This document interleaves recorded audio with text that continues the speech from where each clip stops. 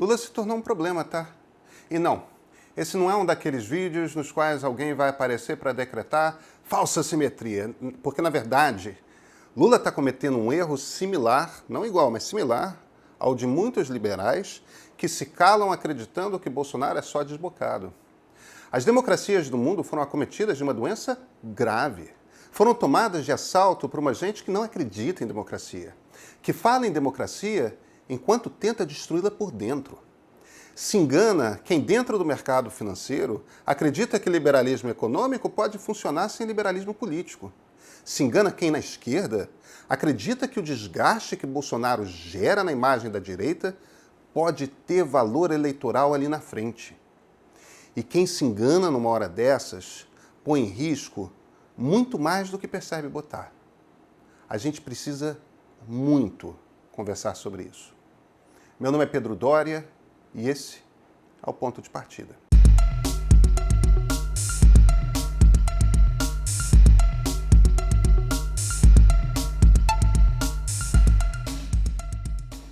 Quem falou com mais contundência e clareza foi Ciro Gomes, em entrevista no último domingo à jornalista Miriam Leitão. As aspas são dele. O fim é a defesa da democracia. Nós vamos fazer o que for necessário. Ora, dar as mãos ao adversário político, isso é nada. Falou isso, tendo ao lado, cada um da sua casa, o ex-presidente Fernando Henrique e a líder da rede, também ex-candidata a presidente, Marina Silva. Os três têm inúmeras discordâncias. Aliás, Ciro é um crítico forte de FH, nada gentil. Mas os três são democratas e compreendem com clareza a gravidade desse momento. O que faz de gente como Bolsonaro, como Donald Trump, como na Itália Matteo Salvini, como na Hungria Viktor Orbán, antidemocratas? Para começar, eles não acreditam no preceito mais básico de qualquer democracia liberal. Todos são iguais perante a lei. Se estatisticamente as polícias do Brasil e as dos Estados Unidos matam mais jovens negros do que qualquer outro grupo, a mensagem é clara. Não estão sendo tratados de forma equivalente a qualquer outro cidadão. Quando Bolsonaro diz que deseja fazer a esquerda desaparecer, ele afirma que um conjunto de ideias não pode ter o direito de se manifestar. Quando gente como esses sujeitos decide ignorar ciência, conhecimento técnico, estão abandonando os princípios essenciais do Estado democrático. E essa é uma premissa básica, a de que decisões serão tomadas baseadas em argumentos sólidos. Quem decide por achismo e só por achismo tem nome, autocrata. Um conjunto grande de liberais, principalmente aqueles ligados ao mercado financeiro, se cala. Se cala porque acredita que as reformas estruturais da economia são importantes, que privatizações são necessárias e que nenhum ministro da economia prometeu essas coisas com a contundência de Paulo Guedes. Essa é uma visão de todo legítima, até porque o Brasil tem mesmo um Estado imenso. Só que para apostar em Guedes é preciso abraçar Bolsonaro. Fingir que está tudo bem o presidente ficar falando em AI-5, em botar o Exército contra o Supremo Tribunal Federal. É, no fundo, o projeto Pinochet. Dá para fazer um projeto econômico liberal enquanto se afunda a democracia liberal. Isso é miopia. Ilude, parecendo funcionar por um tempo, mas, na verdade, liberdade é um valor absoluto. Não há real liberdade de mercado quando as pessoas não têm liberdade. O que está acontecendo no Brasil durante essa pandemia é muito grave.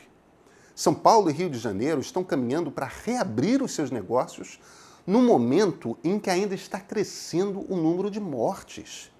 Isso é uma marcha da insensatez. Isso é loucura. Liberais de mercado sabem o que são derivadas, sabem ler curvas. Um gráfico após o outro, um país após o outro. Os lugares que fizeram o isolamento social mais restrito são aqueles em que menos gente morreu. Lugares como a Suécia, que apostaram em abertura, agora olham o preço que pagaram em vidas e dizem com toda clareza: erramos e erramos feio. Sim, é verdade, a economia vai tomar um tombo e todos vamos sentir. Não vai ser fácil. Só que a alternativa não é reabrir. Porque o comércio não vai aquecer de novo enquanto houver um vírus assassino à solta. Reabrir vai fazer com que muito mais gente morra. Bolsonaro faz sem dificuldades esse argumento. Gente morre, e daí?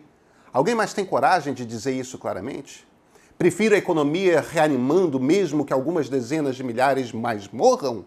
Porque essa é a escala, tá? Serão algumas dezenas de milhares de pessoas a mais morrendo. O termo é genocídio. A iniciativa por parte de um líder que expõe à morte uma quantidade grande de pessoas tem nome em dicionário genocídio. O que nos faz voltar a Lula. Ele não se junta a uma frente ampla porque Lula não sobe em palanque no qual não lidere. É o mesmo Lula que se recusou a assinar a Constituição de 1988, o Lula que deu as costas para o Plano Real.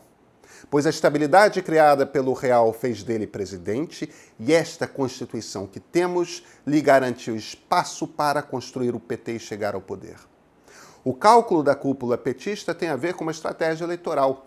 Lula tem 20%, talvez mais, dos votos brasileiros. Sua capacidade de transferência desses votos para qualquer candidato que escolha é muito grande. Sozinho, avaliam os petistas, ele vale mais.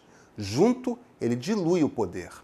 Não bastasse, acreditam que certos adversários são gente com quem não dá para conversar. Isso tem muito a ver com conflitos passados. Dentre eles, claro, o impeachment de Dilma Rousseff. O PT vê aquilo como um golpe de Estado. Pois bem, esse é um debate aberto.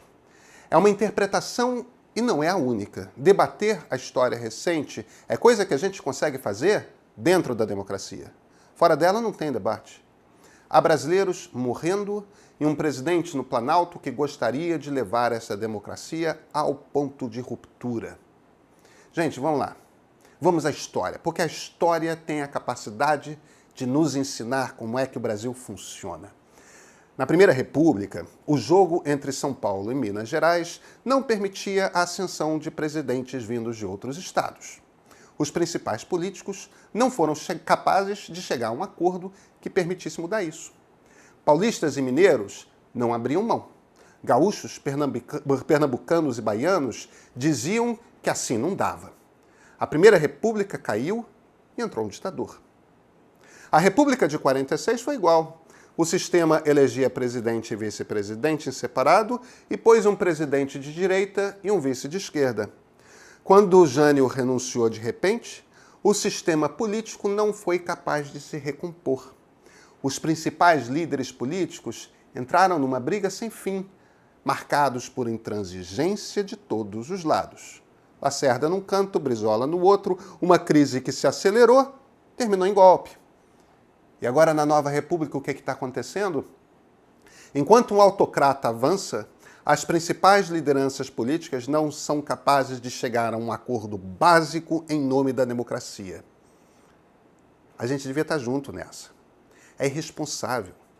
Quem não está junto de uma frente ampla pela democracia pode pagar um preço muito alto perante a história.